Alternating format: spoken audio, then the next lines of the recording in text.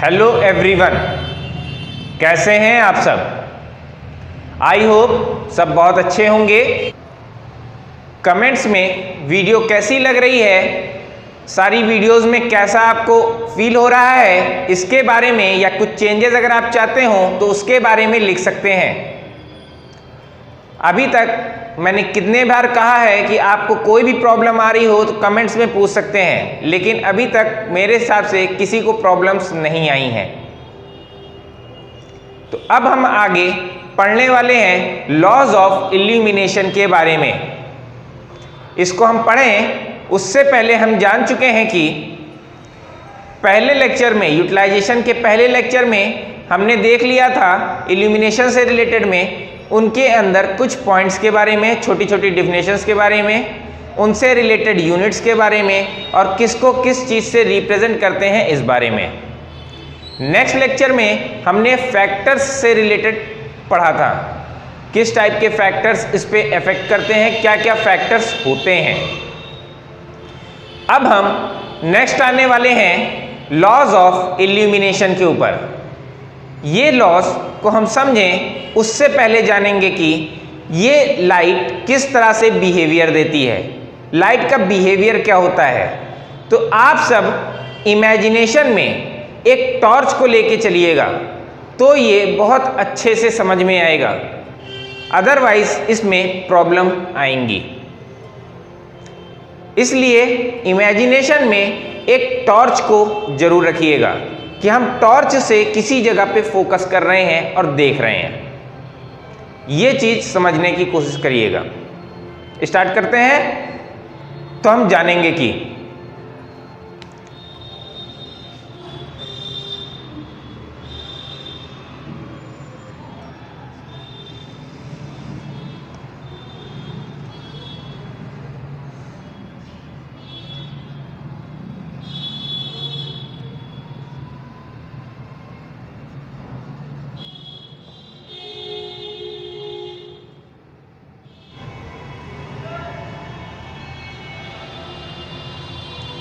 चलिए इसको थोड़ा सा इमेजिनेशन में लीजिएगा तो ये बहुत अच्छे से समझ में आएगा, अदरवाइज ये आपको प्रॉब्लम क्रिएट करेगा।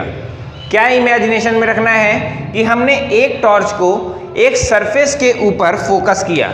ये हमारा टॉर्च है, इसमें लाइट ऑन करके जब हम इस सरफेस के ऊपर फोकस करेंगे इस बोर्ड के ऊपर, तो ये कुछ सर्कल के फॉर्म में, एक सर्कल के फॉर्म में लाइट को इसके ऊपर रिफ्लेक्ट करेगा। लाइट को पूरी लाइट इधर से निकल के इसके ऊपर पड़ेंगी, और वो पड़ेंगी कैसे, एक सर्कल के फॉर्मेशन में। ऐसा होता है, आपने अक्सर देखा होगा। अब इसी को थोड़ा सा आप ध्यान दीजिएगा। क्या ध्यान देना है कि जैसे जैसे आप इसको दूर ले जाइए, दूर लेके जाएंगे, टॉर्च को दूर करते जाइए, तो इस पे जो लाइट्स पड़ रही होती हैं वो उतनी तेजी से जो पहले पड़ रही होती हैं वो धीमे होने लगती हैं, जैसे लगता है हल्की हो गई लाइट। भले ही इसका घेरा बड़ा हो जाए, लेकिन इसकी लाइट, जो इस जगह पे लाइट पड़ने वाली होती है, वो कैसी लगती है कि कुछ कम हो गई या हल्की हो गई, ऐसा फील होता है। दूसरा इमेजिनेशन, अब इसी को फिर से दूर ले जा रहे हैं, पास से इस टॉर्च को दूर ले जा रहे हैं। तो आपने अक्सर देखा होगा इसके जो सर्कल होते हैं वो अपना रेडियस बड़ा करते हैं, ये और दूर जाते हैं। ये मतलब कि ये इसको लाइट और फैलती हुई और दूर तक एक्सपेंड होती हुई दिखती है। अक्सर ऐसा देखा होगा आपने। इसीलिए जब मैंने लाइट बनाई तो एक ये सरफेस बनाया, एक ये सरफेस बनाया, एक छोटा एक बड़ा। जैसे जैसे दूर जा रहे हैं तो वो उतने ज़्यादा बड़े सरफेस को, बड़ी जगह को घेर रहा है, उतने ज़्यादा हिस्से को कवर कर रहा है। नेक्स्ट, आपने अक्सर देखा होगा कि लाइट का सोर्स, मतलब हमने टॉर्च लिया है, वो टॉर्च की लाइट, एक टॉर्च हल्की ले लिया, एक टॉर्च थोड़ी हैवी ले लिया, जिसमें लाइट्स ज़्यादा निकले, एक में कम निकले। तो लाइट जितनी ज़्यादा निकलेगी उतनी सेम दूरी पे रखने पर जितनी ज़्यादा तेज लाइट निकलेगी, तो इस पे ब्राइटनेस कितनी ज़्यादा तेज होगी, जिसकी ज़्यादा तेज लाइट निकलेगी। जिस रॉड से ज़्यादा तेज लाइट निकलेगी उस रॉड के कारण इसमें ज़्यादा ब्राइटनेस होगी। अगर ये तीन इमेजिनेशन आपने आसानी से समझ लिया तो अब लॉस के अंदर कुछ नहीं रखा, ये खत्म हो गया। अब इसको हम वर्डिंग्स में देखेंगे। लॉ नंबर 1, सबसे पहले हम देखेंगे लॉ 1। सबसे पहले देखेंगे लॉ 1 के बारे में। पहला लॉ,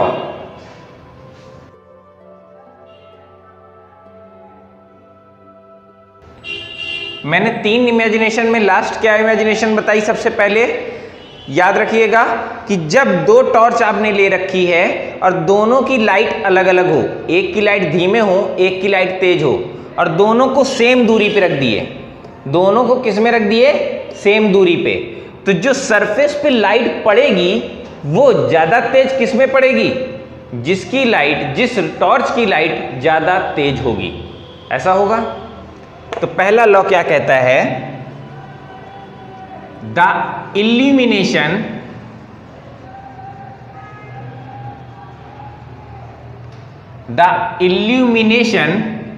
लेवल, इल्यूमिनेशन का जो लेवल है वो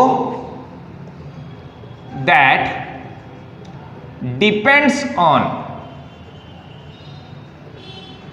किसके ऊपर डिपेंड करता है, पहला ये जो लाइट की हम बात कर रहे हैं कि 2 टॉर्च है, अलग लाइट है, धीमे तेज, ये बात किसकी होती है, ल्यूमिनस इंटेंसिटी की। डिपेंड्स ऑन ल्यूमिनस इंटेंसिटी, इसको रिप्रेजेंट किससे कर रहे थे, आई से। Luminous intensity I in proportional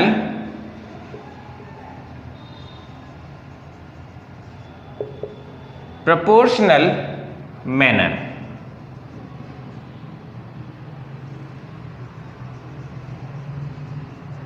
क्या कहा मैंने, एक बार फिर पढ़ लीजिएगा। पहला लॉ क्या कह रहा है कि अगर आपके पास 2 लाइट सोर्स है और एक लाइट ज्यादा तेजी से, मतलब जिसकी ल्यूमिनस इंटेंसिटी ज्यादा है और एक की ल्यूमिनस इंटेंसिटी कम है, तो किसके कारण इल्यूमिनेशन ज्यादा होगा, जिसकी इंटेंसिटी ज्यादा होगी। तो पहला क्या कह दिया कि इल्यूमिनेशन का जो लेवल होता है वो डिपेंड करता है किस पे, ल्यूमिनस इंटेंसिटी पे। किस तरीके से, डायरेक्टली प्रोपोर्शनल के तरीके से, इन प्रोपोर्शनल मैनर। क्लियर है। तो हम लिख सकते हैं E इज प्रोपोर्शनल टू किसके साथ, I। लॉ नंबर 1 इंपॉर्टेंट है, इसको अक्सर आपने गलती में इसको अक्सर आपने समझ लिया है कि I की जगह ये क्या है, करंट, लेकिन ऐसा नहीं है। ये क्या है, ये करंट ना होकर के क्या चीज है, ल्यूमिनस इंटेंसिटी। क्या चीज है, ल्यूमिनस इंटेंसिटी। नेक्स्ट लॉ पे आ जाएं। अब हम क्या देखेंगे, सेकेंड लॉ के बारे में। सेकेंड लॉ क्या कह रहा था, मैंने आपको 3 इमेजिनेशन बताई थी।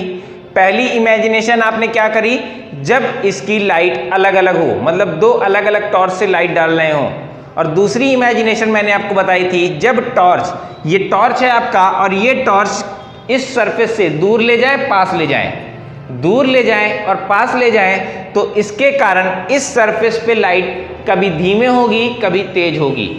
क्या होगी, धीमे या तेज होगी। ब्राइटनेस का लेवल सरफेस के ऊपर कम या ज्यादा हो जाएगा। इसी चीज को हम इसमें क्या करेंगे, सेकेंड लॉ बताएगा। सेकेंड लॉ क्या बताएगा कि हम जैसे जैसे इसको दूर ले जाते हैं तो इसके कारण आपने देखा होगा यहां पे लाइट क्या हो जाती है, कम हो जाती है, रोशनी आपको लगेगा कम हो गई। तो इसे हम समझेंगे, देखा जाए।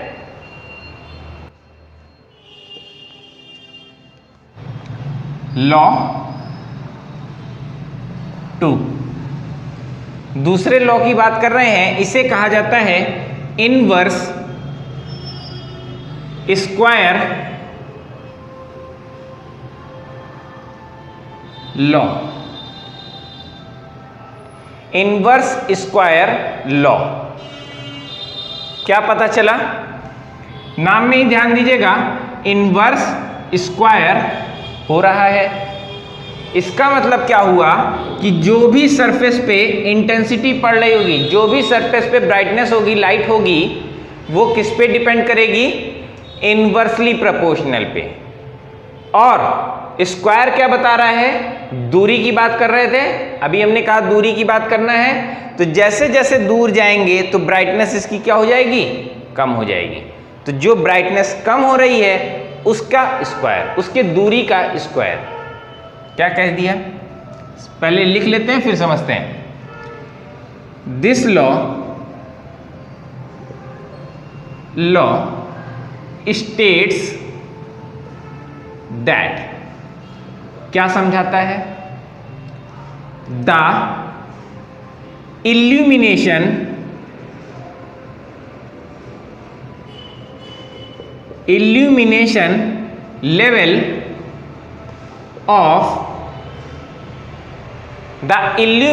level of any surface, किसी भी सतह की बात हो रही है, डिपेंड्स ऑन, किस पे डिपेंड्स करेगा? ऑन इनवर्सली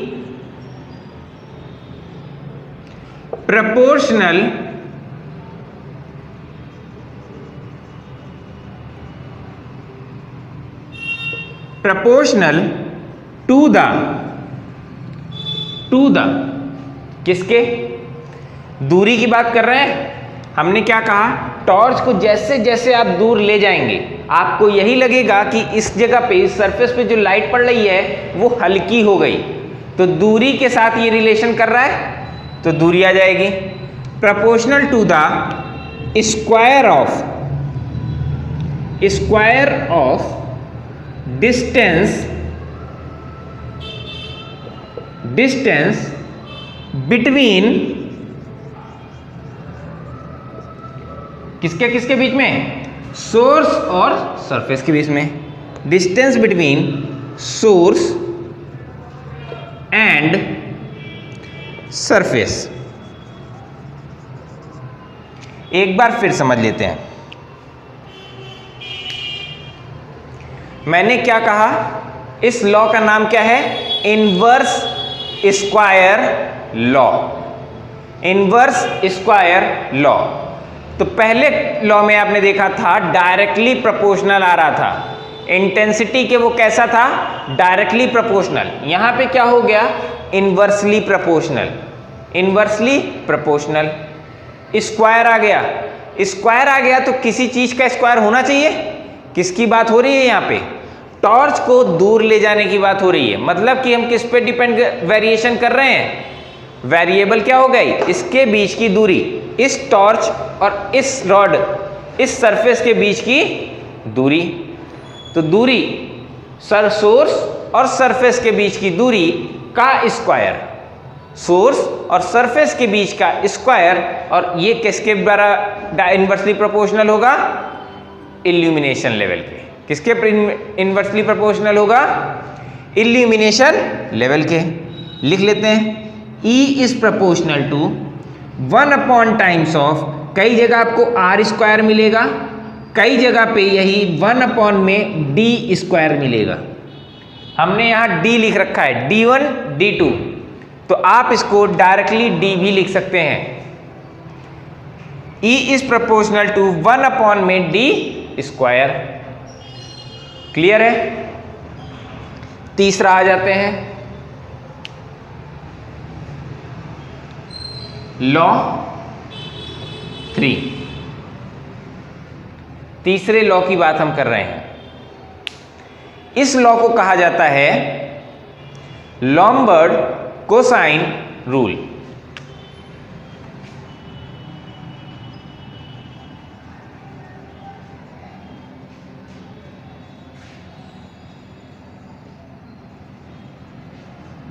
क्या कहा जाता है? लॉम्बर्ट कोसाइन लॉ। यह रूल लॉम्बर्ट कोसाइन रूल, नाम में क्या आ गया? कोसाइन। तो मतलब अब यहां पे कुछ ना कुछ कॉस का फैक्टर आएगा। साइन कॉस टैन आपने पढ़ रखा है, तो यही कॉस का फैक्टर यहां पे आएगा।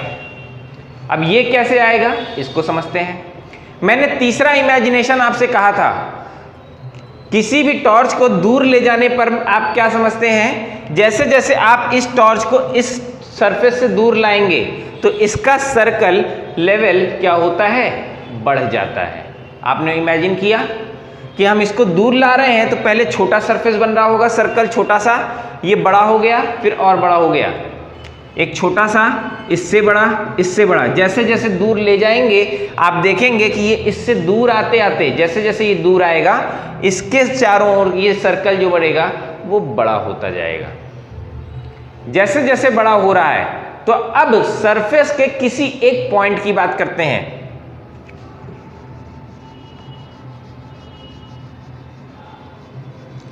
मान लीजिए मेरे पास ये पूरा सरफेस है, एक स्क्वायर सरफेस, मैं ठीक इस जगह से पॉइंट कर रहा हूं। इसके ठीक सामने हमने टॉर्च रखा है, इसके परपेंडिकुलर इस जगह पे मैंने क्या रखा हुआ है, टॉर्च रखा हुआ है कुछ दूरी पे। अब यहां से जैसे जैसे हम इस जगह पे जाएंगे, इससे हम ऊपर के साइड इस तरफ जाएं, इस साइड जाएं, किसी भी साइड जाएं, तो आपने अक्सर देखा होगा दूर की लाइट पास की लाइट ज़्यादा ब्राइट समझ में आती है, और जैसे जैसे दूर जाते हैं उसकी लाइट कम ब्राइट समझ में आती है। फील करके देखिएगा, एक टॉर्च को दूर रखिए और उसके कारण बनने वाले गोले पे, जो गोला बन रहा होगा उस गोले पे सेंटर की लाइट ज़्यादा ब्राइट पता चलेगी, ज़्यादा रोशनी वाली, और जो दूर होगी वो कम पता चलेगी। ऐसा क्यों होता है? इसी को कहते हैं कोसाइन रूल। यही क्या बताता है? Cosine rule. जैसे जैसे आप दूर जा रहे हैं, जैसे जैसे इस पॉइंट से दूर जा रहे हैं, तो ये मान लीजिए इस सरफेस से हम बात कर रहे हैं, इस जगह से, तो इसके बीच में या इस पॉइंट से थोड़ा बड़ा कर देते हैं। मान लीजिए हम इस पॉइंट की बात कर रहे हैं और मेरा इस पॉइंट से हमें देखना है और सोर्स कहाँ है? इस जगह पे। तो इतनी दूरी से हमें ये देखने पे इसके बीच में कुछ ना कुछ एंगल का फॉर्मेशन होगा कि नहीं होगा? बिल्कुल होगा। यहां से देख रहे हैं इस जगह से, तो यहां से इसके बीच में, इस सरफेस के बीच में एक एंगल का फॉर्मेशन होगा। इसी एंगल को कोसाइन एंगल से रिप्रेजेंट करते हैं। किससे रिप्रेजेंट करते हैं? कोसाइन एंगल से। मान लिया हमारे पास ये बड़ा सा सरफेस था जिसमें हमने टॉर्च इस पॉइंट पे रखा हुआ है, टॉर्च इस जगह रखा हुआ है और मेजर कहाँ करना है लाइट को? इस जगह पे। तो यहां से इसकी कुछ ना कुछ दूरी होगी, इसके साथ, इस नॉर्मल प्लेन के साथ इसके नॉर्मल किधर बनेगा? इसका परपेंडिकुलर। इसके परपेंडिकुलर और आने वाली रे यहां से अगर चल रही है तो रे कुछ इस एंगल में जाएगी कि नहीं जाएगी? मैंने कहा ये सरफेस है, इसी को हमने खड़ा कर दिया, टॉर्च हमारा इस जगह पे है, तो इस पॉइंट पे हमें मेजर करना है। तो इस सरफेस का नॉर्मल ये हिस्सा हो गया। सरफेस का नॉर्मल है कि नहीं? ये सरफेस का परपेंडिकुलर है कि नहीं? ये बिल्कुल है। और ये हमारा क्या है? सरफेस है। इसके इस टॉर्च से जो लाइट निकल रही है वो कुछ ना कुछ एंगल बनाएगी। ये मैंने कह दिया ये इस एंगल पे जा रही है। तो इस नॉर्मल और इस इंसिडेंट लाइट के बीच में जो एंगल बन रहा है, इसे किससे रिप्रेजेंट करते हैं? थीटा से। किससे रिप्रेजेंट करेंगे? थीटा से। थीटा यहां आ गया, तो इसी कोसाइन ऑफ थीटा का ये किससे प्रोपोर्शनल होगा? डायरेक्टली प्रोपोर्शनल होगा।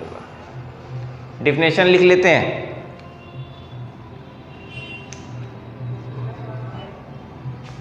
द इल्यूमिनेशन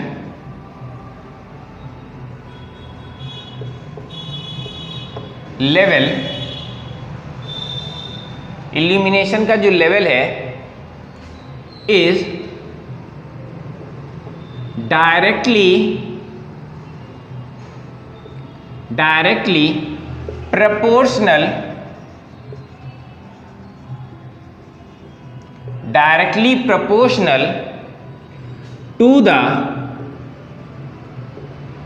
the किस एंगल की बात हो रही है? Cosine of, to the cosine angle. Angle कहां होना चाहिए? एंगल बिटवीन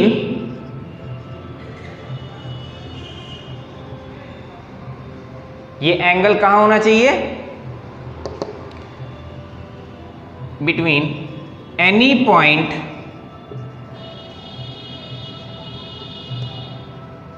ऑफ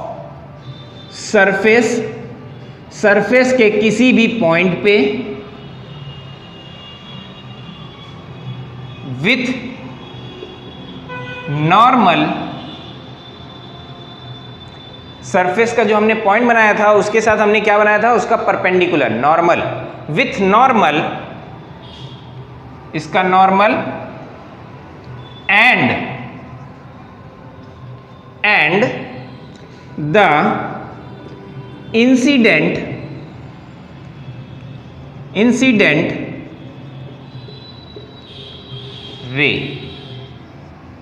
रे माने किरण, द इंसिडेंट रे। एक बार फिर समझ लेते हैं। मैंने कहा ये एक सरफेस है, इस सरफेस पे किसी भी पॉइंट पे आपको अगर मेजर करना हो, किसी भी पॉइंट पे मैंने कह दिया इस जगह पे मुझे मेजर करना है, और टॉर्च मेरा कहीं ना कहीं रखा होगा, मैंने कह दिया इस जगह रखा हुआ है। अब समझिएगा, इस सरफेस के परपेंडिकुलर, इस सरफेस के परपेंडिकुलर मैंने एक लाइन ये बना दी, बिल्कुल बन गई। सरफेस के परपेंडिकुलर ये वाला हिस्सा हो गया, सरफेस हमारा ये हिस्सा हो गया। पहला पॉइंट क्या कह रहा है? Any point of surface, point with normal, उसके साथ normal, and the incident ray जो आ रही होगी इस जगह से चलेगी तो तिरछी चलेगी, इस जगह से चलेगी तो तिरछी चलेगी। मैंने कह दिया यहां से जो रे जा रही है वो कैसे जा रही है? इस टाइप से, इंसिडेंट रे ये आ गई। इनके बीच में कैसा एंगल? Cosine of angle. मैंने कह दिया ये थीटा है तो कॉस ऑफ थीटा। क्या पता चल गया? थीटा है तो कॉस ऑफ थीटा। देख लीजिएगा, E is proportional to cos of theta. क्या मिल गया? E is proportional to cos of theta. बहुत बार पूछा हुआ है, बहुत इंपॉर्टेंट है। E is proportional to cos of theta, E is proportional to 1/d square, और पहले लॉ में आपको पता चला था E is proportional to I। तीनों को कंबाइन करके कंक्लूजन देख लिया जाए, इतने में इल्यूमिनेशन का लॉ खत्म हो जाता है। लेकिन आप कुछ एक्स्ट्रा जान लीजिए। अब ओवरऑल कंक्लूजन देख लिया जाए। क्या कहता है? 3 लॉ आपने देखे। सबसे पहला लॉ 1 आपसे क्या कहा? E is proportional to I। Law 2 इसने आपसे क्या कहा? E is proportional to 1/d square. Law 3 इसने आपसे क्या कहा? E is proportional to cosine of angle. 3 law आपको 3 अलग अलग चीजें बता रहा है, तो तीनों को कंबाइन करके एक साथ किया जा सकता है। कैसे? तो E is proportional to I cos theta by d square. E is proportional to I cos theta by d square. इसकी प्रोपोर्शनलिटी साइन हटाएंगे तो कांस्टेंट k से मल्टीप्लाई करते हैं, जो कि बराबर होता है 1 के। किसके बराबर होता है? 1 के। इसलिए ये बन जाएगा I cos theta by d of square. Overall आपके पास ये रिजल्ट मिल गया।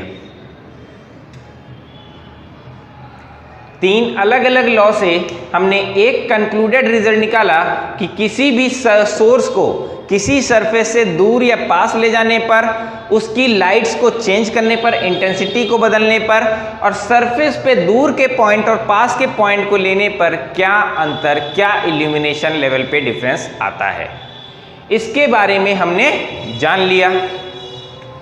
ओवरऑल यही आपका मेन रिजल्ट है। आगे अब हम पढ़ेंगे लैंप्स के बारे में।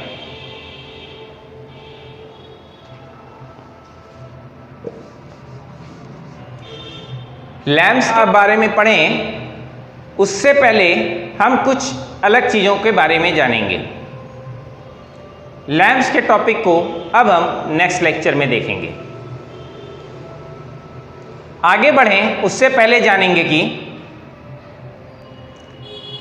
लाइफ में जब तक कि आप एबव द बॉक्स ना सोचें, मतलब है कि जब भी आप अपने लेवल से ऊपर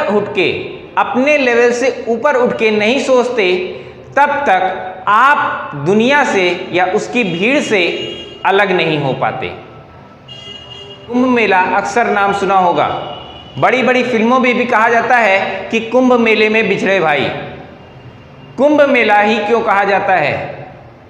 क्योंकि ये एक ऐसा प्लेस है, एक ऐसी जगह है जहां पे सबसे ज़्यादा वर्ल्ड लार्जेस्ट क्राउड इकट्ठा होती है। इस मेले में वर्ल्ड की सबसे ज़्यादा क्राउड इस मेले में इकट्ठा होती है। वैसे ही आप भी उसी क्राउड का हिस्सा हैं। जब तक आप कुछ डिफरेंट नहीं करते, कुछ अलग नहीं करते, तब तक भीड़ में लोग आपको नहीं पहचानते। आपने अक्सर सुना होगा, मेला वगैरह गए होंगे तो अक्सर देखा होगा, भूले बिसरे शिविर में आ जाइए, इस आदमी को ले जाइए। तो केवल भीड़ में उन्हीं लोगों का नाम जाना जाता है जो खो जाते हैं, जो भटक जाते हैं, या जो अपने रास्ते से, मतलब माता पिता का हाथ छुड़ा के आगे बढ़ गए। मैं ये नहीं कह रहा हूँ अपने पेरेंट्स का हाथ छुड़ा के आगे जाइए, मैं ये कह रहा हूँ कि उस भीड़ से अलग बनिए, उस चीज से, अपने लेवल से ऊपर का सोचने की कोशिश करिए।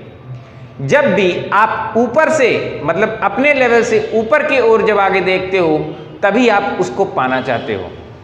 जब भी आप नीचे से तुलना करते हो तो आप ऊपर नहीं जाना चाहते, आप अपने में ही संतुष्ट होना चाहते हो, अपने आप को केवल दिलासा देते हो। इसलिए जब भी सोचिए, जब भी बड़ा ड्रीम देखिए, अपने से ऊपर के लिए देखिए, अपने लेवल से हायर लेवल के लिए देखिए।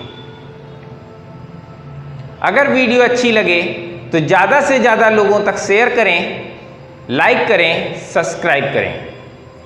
Please like, subscribe and share. Thank you.